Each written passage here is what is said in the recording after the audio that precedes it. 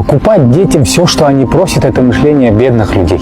Задело, да? Когда я услышал, меня тоже это задело. Потому что мы стараемся покупать детям все самое лучшее, самое дорогое. Ребенок попросил, сразу покупаем. А почему? Потому что у нас этого в детстве не было. И мы хотим, чтобы у нашего ребенка это было. Но мы не учли одно. У ребенка все будет хорошо, когда у тебя будет хорошо. Один раз купил, второй раз купил. И так каждый день. Ребенку вообще по барабану. Какие у вас финансовые проблемы, какие у вас кредиты. Ему просто надо и все. Ты не заметишь, как за месяц ты потратил, большие деньги. Это чья-то зарплата. Все мы знаем, что ребенок берет игрушку, поиграется 2 часа, все. Он ее выбрасывает, ему нужна другая игрушка. Поэтому я считаю, давать ребенку дозированный дофамин. Покупки это дофамин, по идее. И ребенку тоже нужно это дозированно давать.